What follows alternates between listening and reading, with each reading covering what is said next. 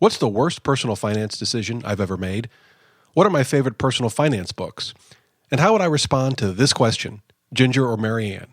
We'll answer these questions and more on this, the 125th episode of the DoughRoller Podcast. Welcome to the DoughRoller Podcast, where the best thing money can buy is financial freedom. We help you make more, spend less, and invest the rest. And now your host, Rob Berger. Whether you're just starting out, buried under a mountain of debt, or well on your way to financial freedom, this is the podcast to help you take your finances to the next level. Hey, everybody. Hope you're having a great day. Well, today is a first. I have on the show to be interviewed me. As some of you may recall, a listener emailed me and asked if I would have a podcast that just sort of talked about my background. And rather than just hearing a monologue from me for a half hour or 45 minutes, I thought, well, why not reach out to you folks to see if anyone would be interested in interviewing me? And I got a number of responses. I ended up picking the first response that I received from a listener named Robert. You'll hear from him, of course, in just a minute. And one of the things, so he emailed me with sort of three test questions or hypothetical questions, I guess, examples, and they all seemed, pretty straightforward. So he agreed to do the interview, and it's made sense. But other than those three questions, I had no idea what he was going to ask me. And I mean, this will be readily apparent when I turn to the interview. But it was amazing to see just how much time and effort he put into this interview. He really spent a lot of time preparing this interview, and he did a fantastic job. And so I guess this is, for better or worse, this will give you some insight into who I am. You'll probably all stop listening after you hear this interview. I have received a number of emails from different folks that were willing to do the interview as well. Obviously, I can only pick one. At the moment, I kind of think this is probably the only one I will do like this, simply because I can't imagine another one would be unique enough from this one. I mean, you can only kind of tell your story so many times and people don't want to hear it anymore. So, but after you listen to this, if there's someone else out there that wants to do another interview of me and you think you've got a unique angle that, doesn't ask all the same questions and won't put everybody to sleep, which we'll see if this one puts everyone to sleep. If you're driving, don't fall asleep. Feel free to email me. I'm happy to entertain doing this again. Actually, it was a lot of fun for me. And again, Robert did a great job. But I think my guess is this will probably be the only one. But who knows? Maybe someone out there's got a unique angle, and they think I got enough in me for another one. But I hope you enjoy this. It'll give you some insight, for better or worse, into who I am. And as I said, Robert did a great job. So let's get right to the interview. Robert, welcome to the show. Oh, hi. Thank you, Rob. Thanks for having me. Well, I appreciate your willingness to do this. So I got a number of responses back from folks that were willing to interview me. I know it's sort of turning the tables on me, but you were the first, and as I had asked, you'd given me three sample questions, and they all seemed good. And so that's kind of where we are. And I thought what might be good before you start pummeling me with questions is to tell folks a little bit about you, I guess as much or as little as you're comfortable. And then you can start firing away with questions. Okay, that sounds good, Rob. As I indicated to you, that my name is Robert also, and I'm 49 years old. I'm a radiologist, and I live in the Midwest. And I think that our age range and investing experience has been fairly similar throughout the years, based on what I've learned about you. I would also add that I know that throughout the course of your podcast, which I've been listening to for probably since January this year, you have given part of your story or bits and pieces along the way. So some of these questions might be somewhat repetitive from what you've offered to us before, but I don't think they're all in one place. So hopefully this will give people who just want to learn about you an opportunity to learn about you. Yeah, and it'll have all the questions in one show, and so that'd be great, yeah. Exactly. And also I indicated to you in the email, I sort of have a general plan for this, but we can go off in any direction. I'll probably take notes along the way. But first, I think we'll talk about some basic demographic questions and about your life more generally. Then we'll talk a little more about your financial life and your experience. And then maybe I'm going to ask a few questions about where you see things going in your future. And then the last section, which I think will be the most fun, will be just a series of, I'm going to offer you A, B, or sometimes A, B, or C and you're going to tell me which you prefer, or maybe you'll say pass, or you don't like any of them, and I'll have some Okay. follow-ups on those. And I think that'll be a lot of fun, actually. And I don't know any of those questions ahead of time, so just so That's folks correct. listening. I have not given you any questions, so you may need to take a break, and That's right. we'll see how things go. I'll have to take a few of them under advisement, as judges like to say. Okay. So I guess the very basic things people would want to know is, how old are you? Where were you born? Where did you grow up? Well, I'm 48, so I'm 1 year behind you. And I grew up in Ohio. I am a crazy Ohio State Buckeye fan. I live in Northern Virginia now with my family, but went to the Ohio State-Maryland game, which was here in College Park. So the fact that Maryland joined the Big Ten was a huge bonus for us, because now every other year we get to see an Ohio State football game without going very far away. And then, of course, I watched them beat Penn State in double overtime. So if there are any Penn State fans out there, feel free to email me and say whatever you would like. So yeah, I grew up in Columbus. Both my parents went to Ohio State. I have fond memories of going to the games with my dad and watching Archie Griffin play. And my father passed away when I was very young, but I have those fond memories. So yeah, grew up in the Midwest. I'm glad to learn you're a football fan, because this theme will come up again later. Okay, fair enough. So, and your educational background, Rob? So I always knew I wanted to be a lawyer. I made that decision in the 8th grade, oddly enough. And so when I went to college, my first thought was I wanted to get a degree in accounting. I'd taken 3 years of accounting in high school for no particular reason. As I look back on it, I just seemed like an interesting class to take. I'm not sure. And so I started out as an accounting major, knowing, though, that I was going to go to law school. I was never going to practice as an accountant or a CPA. But after about 2 years, for reasons that I kind of regret now, I would have probably done this differently if I were doing it over, I switched to English. And my thinking at the time was, English was never my strong suit. Writing, vocabulary, that just crippled my SAT score. I was always a numbers guy. I'm surprised to learn that, actually, because Yeah. you seem to communicate very well. Well, talking is one thing, but although over time you learn to write, I guess, particularly as a lawyer, or some lawyers don't learn to write. But that was the thinking. As a lawyer, I'm going to have to write a lot and communicate, and so I should switch to an English degree. That probably wasn't the best way to go about it, but that's what I did. And then I went to law school and graduated in 1992 from law school. Mm-hmm. And what was your first job out of school? A big law firm. Okay. Yeah, I was there for 10 years. Then I went in-house for a consulting firm as in-house counsel. Then I went to a regulator in the securities industry. And then a few years ago, I went back to my very first law firm. Is that right? Okay. I've gone full circle. And what is your specialty in the law field? So, as I tell people, what I do is virtually useless to 99.9% of the free world. I defend auditors of publicly traded companies in regulatory proceedings. Interesting. Yeah. So a lot of spreadsheets. Actually, it's back to numbers. It's funny. I started out as an accounting major, and now I spend my day reading audit work papers and 10Ks and Qs and financial statements. So. Well, I can see how that would sort of transition to an interest in personal finance and investing. So that's one of the questions I was going to ask you.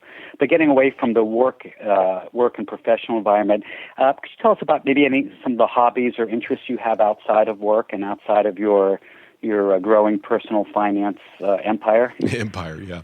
As I sit here in my basement. Well, chess has always been a big hobby of mine. I started playing chess in college.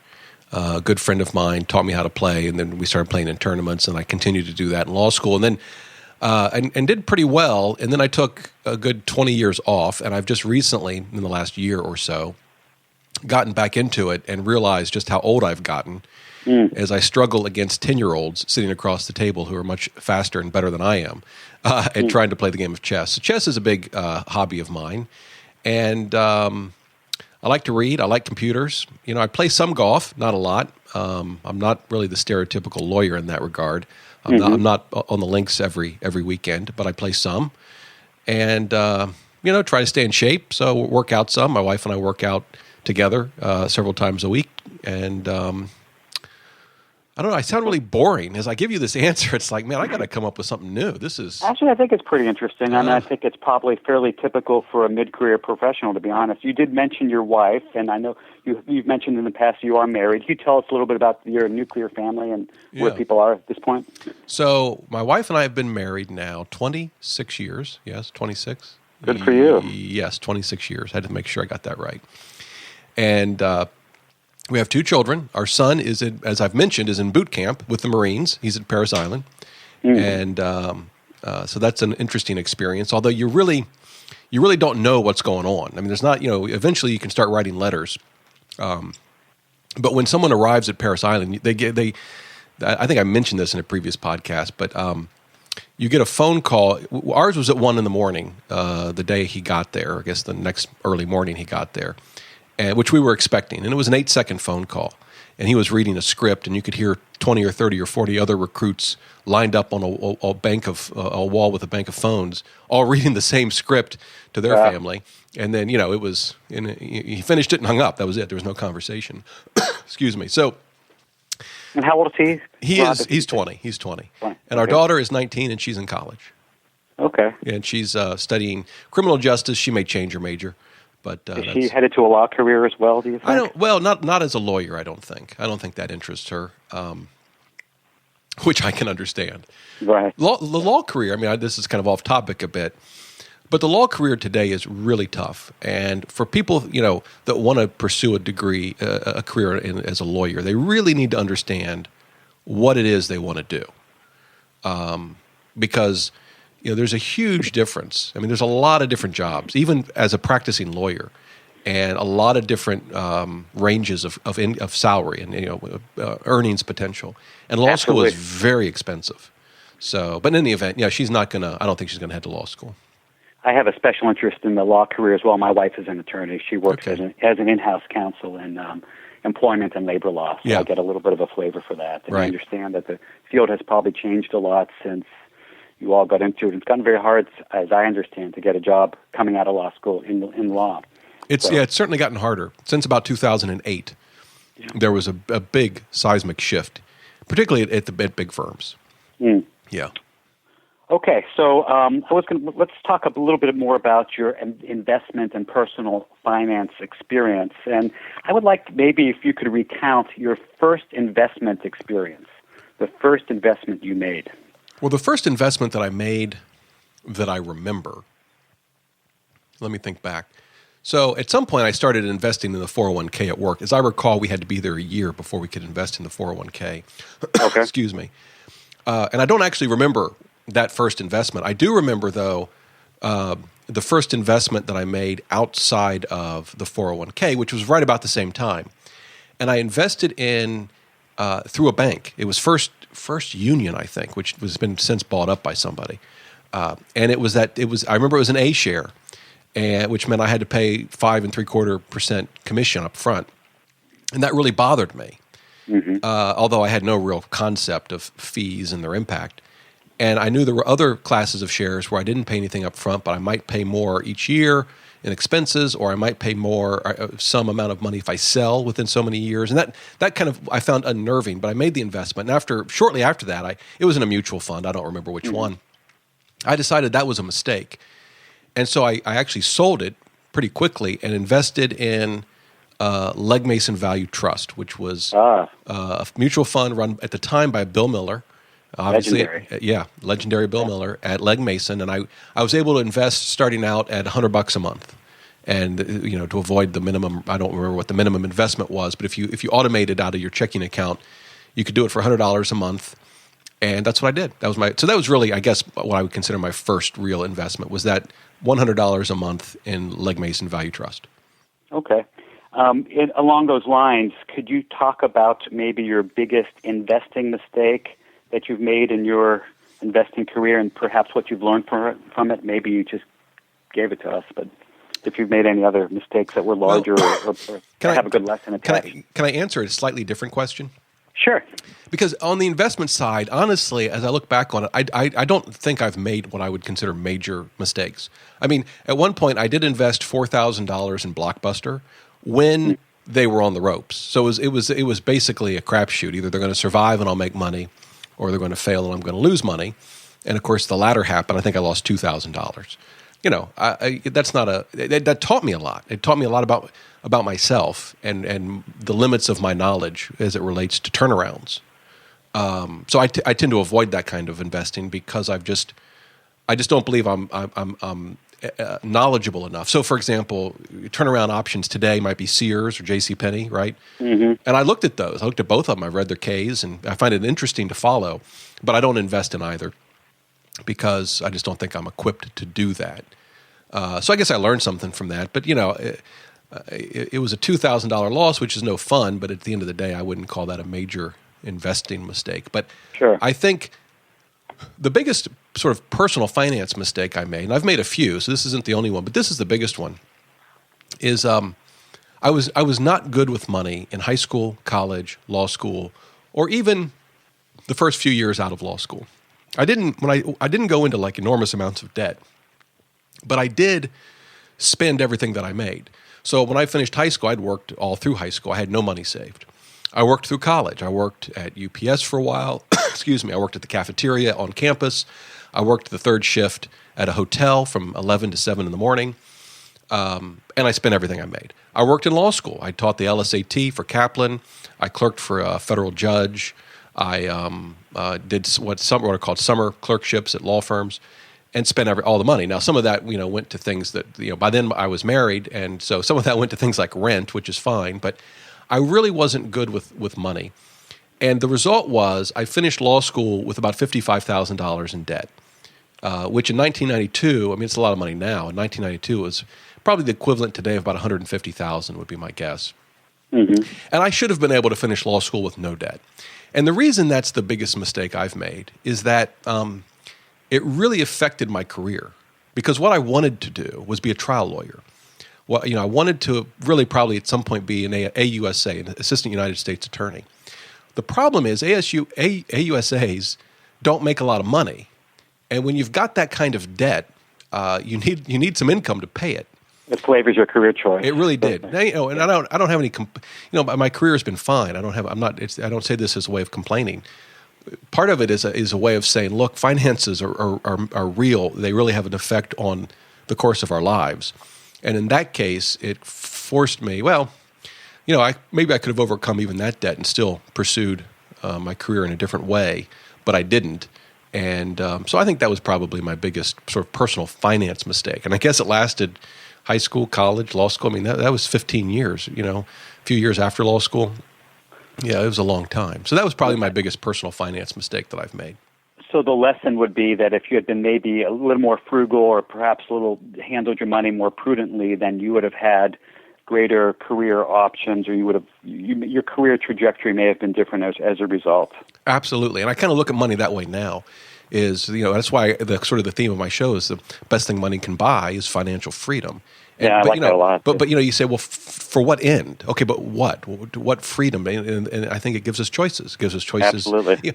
Even if people want to work, I don't want to stop work altogether. I know some do, like Mr. Money Mustache, and that's fine. That's his choice. But it's not that I want to stop working, but it's that I want to do the work that I love to do, and in a way that I enjoy doing it. So, yeah.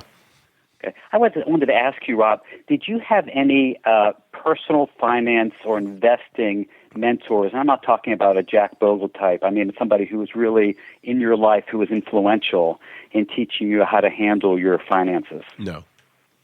I had a good role model. My grandmother was I didn't appreciate this as a young kid, but later I came to learn that she was very good with money, paid cash for a home, didn't have any debt, saved for retirement. But she didn't talk to me about money, and neither did my parents. My father was very good at making money, not so good at saving it. I think kind of like I was in school. He kind of spent everything he made. But no, I didn't really have anyone to talk to me about personal finance or investing. Okay. What individuals in the more national scene, people you don't know, do you look up to as leaders, thought leaders that shape your opinion on personal finance? That's a great question. I certainly look to Warren Buffett, and I look to Warren Buffett for a lot more than just the stock market. I mean, I think if I only could read one thing a year, it would be the letter he writes to the Berkshire Hathaway shareholders. So life wisdom. Yeah, I mean, there's so much packed into that. And so he would certainly be high up there. I'm trying to think who else. I mean, there's a lot of people that I think offer pretty sound advice when it comes to personal finance or investing. Usually they're the folks that preach the low-cost, primarily passive investing. Although, again, I own individual stocks, so I'm not dogmatic about that. Right. But folks like Rick Ferry, I think, is a solid guy. I've had him on the show, and I respect what he has to say quite a lot. That's actually one of my next questions. You've had a lot of excellent guests on your show, and in fact, that's originally how I found your show, because I sort of follow Larry Swedroe, and you interviewed him almost a year ago, probably, and that's how I found your podcast. Who were your favorite guests, and maybe did anything happen, perhaps off the air per se, that you don't have to be specific about it, but anything interesting happening with interactions that your listeners might be interested in? Well, I'm trying to think of interactions. I mean, not that come to mind. I mean, some of these guests I know, like I've known Rick Ferry for a number of years. I actually did an interview with him just via email that I published on my blog about ETFs, I don't know, 5 years ago. But then I've met Rick at conferences, and so he and I have had dinner together. So I know him a lot better than, like Larry, for example, I've never met. I've had lunch with him, actually. Oh, have you? Yeah. Yeah. So, it varies. I think I've enjoyed all of the guests. I think the interviews that I like the most are the ones that I believe, and I could be wrong, right, but I believe are most useful to folks listening. So, for example, I just had Mark Kiner on the show, who most people probably wouldn't know, but he's a Social Security benefits expert. I learned a ton from that interview. And I know it won't apply to everyone. In some ways, it doesn't apply to me yet. I'm only 48, right. But who knows what'll change between now and then. But particularly for those that are nearing retirement, I mean, it was just a wealth of information.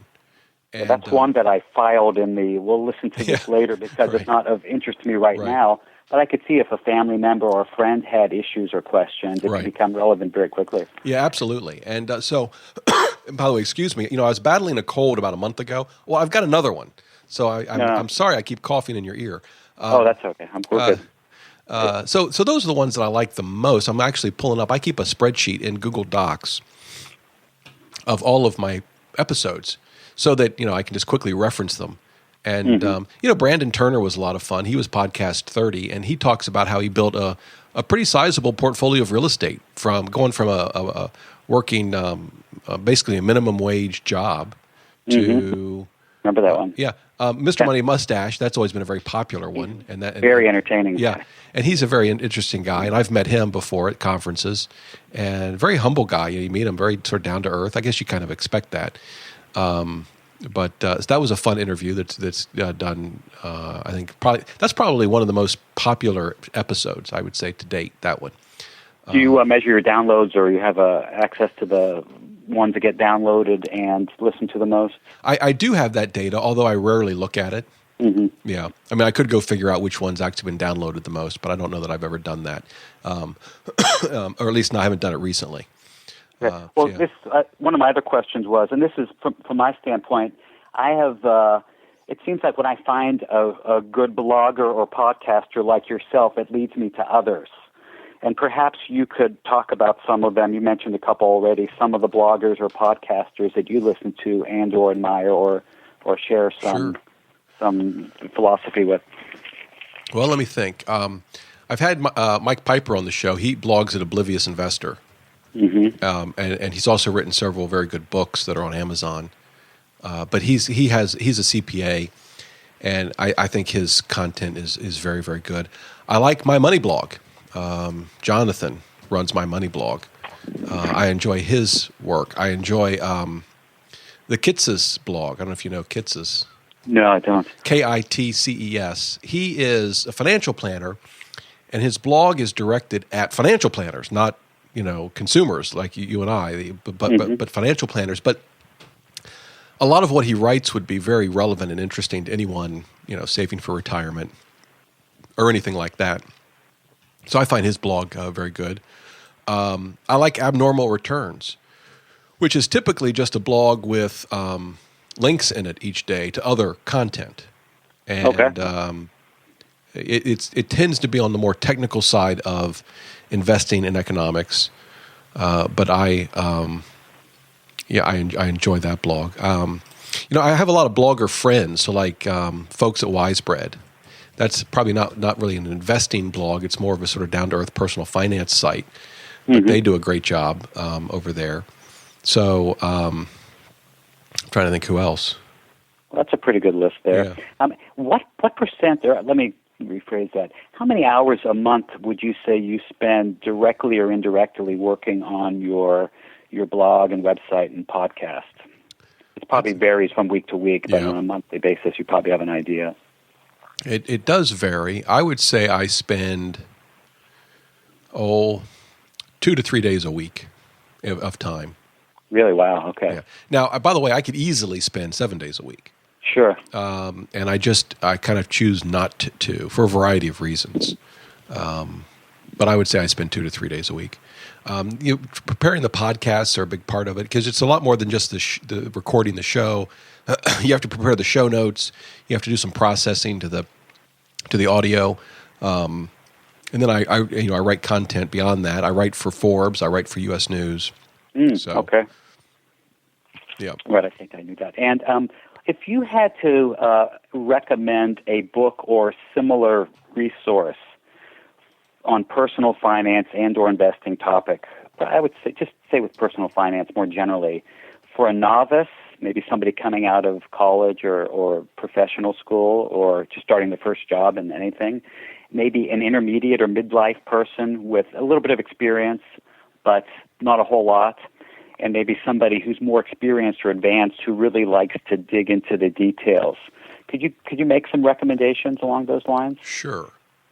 Well, for someone just starting out, and I think this is a good book for anybody, it's Your Money or Your Life. Okay. Which I think, it's interesting, the sections in that book on investing I think are terrible. Excuse me. So I would ignore the investing stuff. But what the book does is really puts into perspective and forces you to ask questions like, what really matters to you in life? And are you really willing to accept a life of jobs that you don't like, commutes that you don't like, so that you can, live a life that you think you're supposed to live?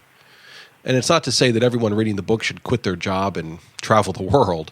There's got to be reality here. But the book walks you through, I think, in a way that others don't, how money and your life intersect, and how one affects the other. And I think it's a sort of a must read. So I would recommend that at any age if you haven't read it, particularly if you're struggling with your finances. Beyond that, it kind of depends not so much on someone's age, but what their issues are. Oh, hang on, let me silence that. I've yet to figure out how to actually have my phone ring and not be able to hear it. Yeah. I actually, if you're struggling with debt, I like Dave Ramsey. I don't agree with. I think again, I don't agree with his investing approach, and I don't even agree with his sort of dogmatic approach to finances. But I do agree with his overall view of debt, and I certainly think his plan is a good one. It's not the only one, but I think it's a good one. And I think a lot of people who are really struggling and frustrated need someone to just tell them what to do. He's helped a lot of people He from has. what I've seen and heard. Yeah, he has. Yeah. So his Total Money Makeover, I think if you're, really struggling, is a good book. I think another good book is The Millionaire Next Door, and the reason I like it is because it will really change your perception of who and what millionaires are, and how they became millionaires. And it's funny when you read that book, then you look at people differently. The people that that live in the nice house and drive the expensive cars, and you think, they could be doing real well, but then again, maybe they couldn't. And by the way, in your profession, there are plenty of doctors. That book for me personally was transformational, and I read it right out of residency, and it was probably one of the most valuable lessons I've ever had. Yeah. I can't recommend the book highly enough. I've read the subsequent books. I've even read the original book a second time.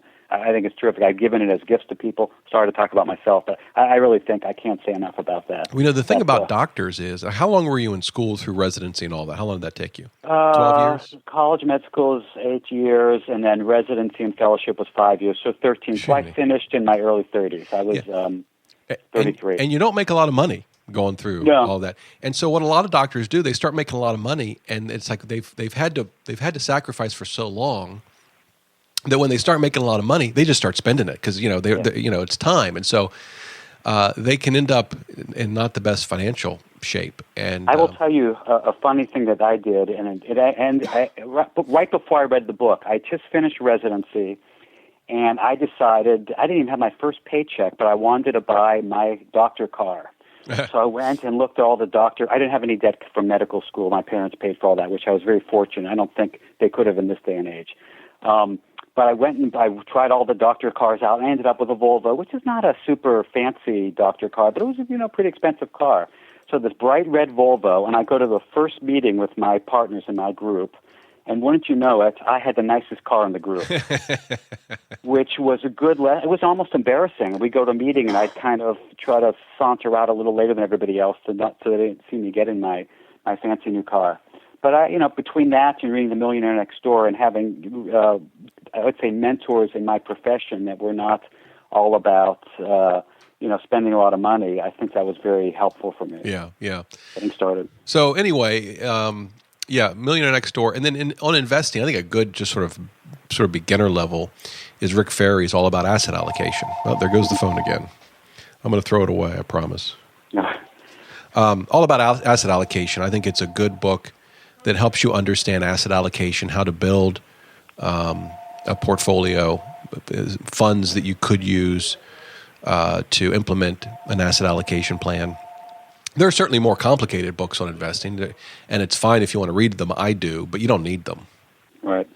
Yeah, Larry Swedger has a book out recently that's fairly deep, and the Bill Bernstein books I think are terrific. I don't know. Have you read them? I have.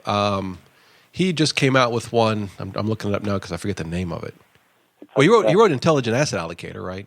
Yeah. So that's a good one. And so is Four Pillars of Investing. Four Pillars is terrific. Those are both great books. I thought he just came out with one. I don't see it on Amazon. Deep Risk or something along those. I read it, but I'll tell you have to read 3 pages and then sit and stop to think about what he said. It's very dense, but very. I recommend it highly if you really want to deep dive into investing. Well, and here's one I was thinking: Rational Expectations, Asset Allocation for Investing Adults. That's the one that I was thinking of that came out this year. Came out in May. Right. Okay. Looking ahead, where do you see your blog and podcast empire? I use that term again in the future.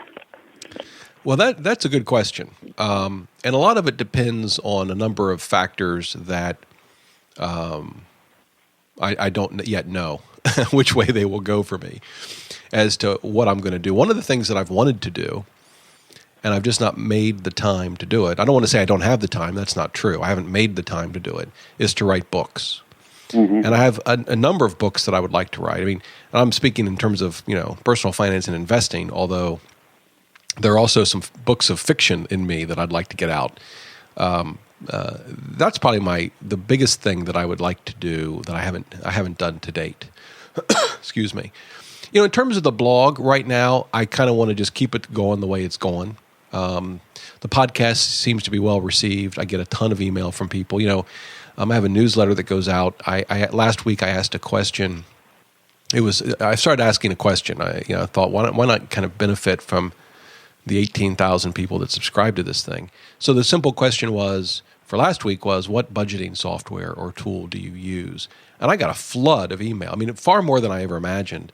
And it's taken me hours now to compile all of the responses so that I can put them into an article so that people can see what others are doing, what other tools they're using. And that was just the first question. I'm thinking I can ask questions like, well, where do you keep your IRA? Right. The questions could go on. What's your best rewards credit card that you think is the best that you use? I mean, where do you keep your emergency fund? And, the thinking was you could see what other people are doing. And you may learn new tools or new approaches. In the case of the budgeting, I mean, people came up with some answers of tools I'd never heard of, and I spend my day reading about this stuff. Anyway, so I'm doing that. I think that's probably what I'll continue to do for the time being. If I were going to make any big changes, it would be writing a book. Mm-hmm. Are there any things that you would like to see change in the personal finance and investing space, either philosophically or technically, or how things are done? If you had your druthers, obviously you probably want to get rid of the 8.75% loads on those, some of those mutual funds. But things that are obviously that trend is in place. But is there anything that maybe the personal finance or investing space needs that's pretty obvious that isn't there? Well, I think. Yes and no. I mean, I don't look at sort of the landscape of personal finance investing and think this needs to change or that needs to change. What needs to change are you and I, the people, right? Individuals. That's what needs to change. And maybe that's in part a recognition that there's always going to be expensive investment products. That's not going to change. But I think education can help people select those products with a little more knowledge and insight, which is what I'm trying to do. And it's tough because, I have very strong opinions, as I think a lot of people do, but I try not to convey it that way because I don't think it's the right way to do it. But the goal is to educate people so that they can make sound decisions for themselves and their family. And I think there's a lot of folks out there doing that. I'm certainly not alone. And so I think there's a lot of folks out there doing that. But as I read the financial press, and I read it every day, there's a lot of crap out there, even from well-known, solid publications, where they'll talk about things in a way that either portrays us as victims, which I don't think we are, victims of the system. I think that's nonsense. Or they talk about the stock market in a way that suggests that it's more of a game than real live companies. And right. I think it causes people reading it. It can cause folks to have, or to take a very unhealthy or unhelpful approach to personal finance and investing. So I don't know how good of an answer that is to your question, Robert. But that's a pretty good answer, and I would amplify that. I see, presumably respectable people refer to investing in the stock market as gambling. Akin to blackjack. They don't mention blackjack, but when I think of gambling, I think of poker or blackjack or a roulette wheel or something, or horse races. And in the stock market, as you said, it's real companies, and certainly maybe whether the stock goes up or down today is a gamble, but in the long run, it's somewhat tied to the fortunes of a company with real people and real products and a real life cycle. Absolutely. And it's hard to see that if you're focused just on the daily changes in the stock market. It doesn't, it's hard. It's easy to forget about the fact that there's a real live business underneath that stock price trying to manufacture and sell good products or services or whatever. And that's just one example. So yeah. Okay. I think we've gone on for a while now. I'd like to get to the last section, and here's what I'd like to do. I'm going to present you with a couple choices, 2 or 3 choices, and whichever one is more favorable or you like better or you have a better vibe about, I'd like you to pick that one. And if you want to add a sentence or so, that's great. If not, we can just move on to the next one. I think it might be kind of fun and interesting. I hope there are no trick questions, but go ahead. There's no trick questions. Fire away.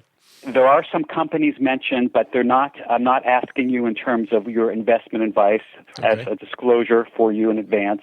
It's just maybe which one you think is more favorable as a consumer or as a business you have a higher opinion of. So I don't want this to be construed as investing advice for anyone. Okay, fair How's enough. that for the doctor giving the lawyer some legal disclosure? It's pretty good. You're not too old to go to law school anyway. I think I am. Okay. I once told my wife after I graduated from law school, I said to her, honey, I'm really thinking about going to medical school. And she looked at me without missing a beat, and she said, you can do that with your second wife. So, that's a good one. I like that. No medical school for me. Okay, we'll start out with it's going to be a range of topics, but we'll start out in the investing area. Question 1, Fidelity or Schwab? Well, I would say Fidelity just because I have experience there. Okay. I know more about their products because that's where my 401k is, but I couldn't tell you which one has better mutual funds off the top of my head. Okay. Question 2, total stock market index versus S&P 500 fund. That's a good one. I'll say total stock market index, although I'll quickly add that at the end of the day, it really doesn't matter. Okay. That's my opinion, yeah. Number 3, which animal, bull or bear? Well, you love the bulls, but, you make more money with the bears. So your selection is bear? I would say so, because it's not a reflection of my view of the stock market. But when stock prices go down, the money you invest each month and the dividends you reinvest and the buybacks that the companies undertake all get you more shares. Okay. Number 4, gold or silver? Silver. Okay. More industrial uses, although I'm not a big fan of investing in metals. Okay. Number 5, Honda or Toyota? Honda. Okay. Number 6. By the way, I own one of each, I should say, in full disclosure. It's easier to buy a Honda. Toyota gives you like a quadrillion different options. Honda, you get like 4. Right. Anyway. We have one of each also. Yeah. So. Number 6, Ginger or Marianne? It's funny you asked that question, because when you started this, I was going to say, I kid you not, I was going to say, I'll answer any questions, but I hope Ginger and Marianne are not an option. And to your question, my answer is simple. My wife. Okay. Very good. I like that. She's going to be listening to this too. Actually, she doesn't. She doesn't listen to any of my podcasts. Okay. Number 7, Europe or Asia? Well, in what context?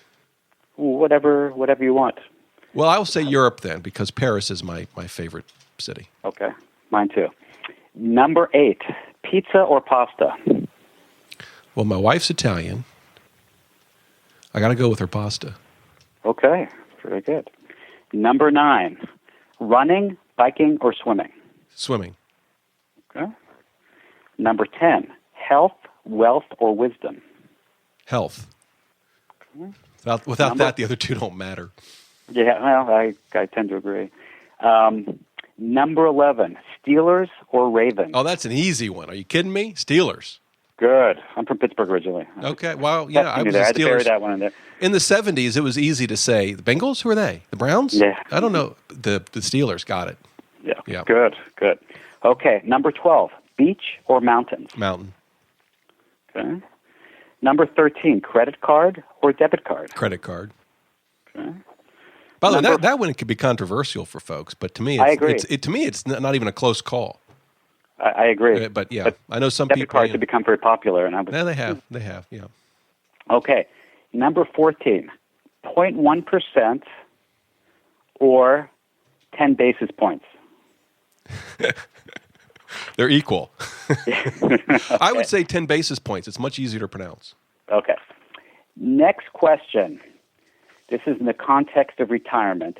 Single premium immediate annuity versus tips ladder. I would say neither. Okay, good. Number 16, small cap value or small cap blend? You said blend as in B, blend? Blend, yeah. Like IJS versus IJR. If you're I tend to lean towards value. Okay. Yeah. Number 17. Now, this is assuming you don't have to pay any additional fees for it. These are getting harder. I mean, the Steelers Ravens was easy. These are getting tough. It's a variety of stuff. Yeah. Okay. And it's all jumbled together. DFA versus Vanguard. Yeah, that's a great question. And the answer for me would have to be Vanguard, because with DFA, for those, I don't know if you might not be familiar, dimensional fund advisors, I guess I've got it right, you have to buy through an advisor. Okay, assume no advisor, though. Well, then I would have a mix. There are definitely some DFA funds, and I couldn't name them now, but there are definitely some funds there that I would love to invest in. Yeah. Okay. But by the way, that being said, at the end of the day, it really doesn't matter. It doesn't matter. If you do everything else right, you're going to do just fine in either one. Yes. If that's the biggest issue you have, you're doing very well. Yeah. Okay. Blogging versus podcasting. I would have. Well, they're kind of related, because with every podcast episode there is a blog article. But but if I understand your question, I would have to say podcasting. Okay. Yeah, it's a lot of fun. iPhone versus Android. iPhone, that's an easy one. Okay. Coke or Pepsi? Pepsi. And I guess I should disclose I own shares of Pepsi, but it tastes better than Coke. I've tried to tell Warren Buffett that, but I haven't been able to get through to him. Yeah. Next, dogs or cats? Well, we have a dog, and she's adorable, but I'm a cat person, actually. Okay. My mother-in-law has a fear that goes beyond description of cats. So one would think then that I might want to get a cat, but I actually adore my mother-in-law, so no cats. Okay. Target or Walmart? Well, on a Saturday, the answer would be neither. But Walmart's probably the better bargain. Okay. San Francisco or Los Angeles? San Francisco. Okay. Here's one that's kind of technical. Vanguard Life Strategy Moderate Growth or This is Vanguard kind of technical. Balanced Index? I'd have to look them up. Okay. That's probably the right answer. I had to look it up to come up with it, but I wanted to. The difference really is they're both 60-40 funds. The moderate growth has the international allocations to the equity and the bond sleeve. The balance is all U.S. Well, then I would not go with all U.S. Okay. Which, by the way, Warren Buffett in his last letter told the trustees, recommended they put 90% of his wife's money when he dies into a S&P 500 and 10% into U.S. bonds. So he's all in for U.S. companies. Right. But I don't think for most investors, I don't know how much money she's going to inherit, but I'm going to guess it's more than a little bit. Right. So maybe it doesn't really matter for her, but I think for most I think folks, it really doesn't matter. Yeah. I think he made, that's my interpretation. It really doesn't matter. I think for some of us it might matter a little bit. Yeah, I think international exposure is important for most investors. And that's all I have for you, Rob. Well, that was fantastic. You really put a lot of work into this. I did. You put more work into this than I put into podcasts at all. I mean, maybe you should take over this show. No, I don't think so. I actually had to come up with some questions, and I have three sheets and a legal pad all filled up. And while you were talking, I was also taking notes and trying to scribble some things down. And I sort of got a feel for what you probably do when you're preparing for an interview when you have a guest too. And it's a fair amount of work to get. I'll be honest with you. Sometimes I wing it. I'm just going to tell you that right there. Is that right? Sometimes I couldn't do that. Sometimes I wing it. Maybe that's from cross-examining witnesses after so many years. You just figure you can come up with questions on the fly. I don't know, but you did fantastic. That was great. Thank you. Really appreciate the effort. What I will do, I'm going to have this. I do this with all the interviews, but I'm going to have this transcribed. So when it goes live, folks can not only listen to it, but they can go to the site, the show notes if they want to, and actually read the transcript if they prefer. Okay. So I'll have that, and this has been great. Thank you so much for. I enjoyed it. Thank you and thank you for all that you do. I really enjoyed your podcast a lot and learned a lot. Sometimes on topics I'm not that interested, and sometimes if it's something obviously I have no interest, I skip it obviously. But there's a lot of information out there. But I really have enjoyed it a lot and learned a lot, and you're doing a great job. Well, I appreciate it, Robert, and again, thank you so much for taking the time to interview me. Sure, it was a blast. It really was. Okay, hey, take care. Take care. Bye-bye. Well, there you go. Everything you probably never wanted to know about me, you now know. Of course, if there's some burning question you have that I just didn't answer, feel free to email me. And as always, you can email me with questions or topics you'd like me to cover in future podcasts. Would be happy to hear from you, dr@DoughRoller.net. And again, a big thank you for Robert, who I thought did a tremendous job, obviously put a lot of time into the interview. And I'm very grateful, Robert, for your efforts and willingness to do that. Well, there you go. Hope you enjoyed it. And until next time, remember, the best thing money can buy is financial freedom.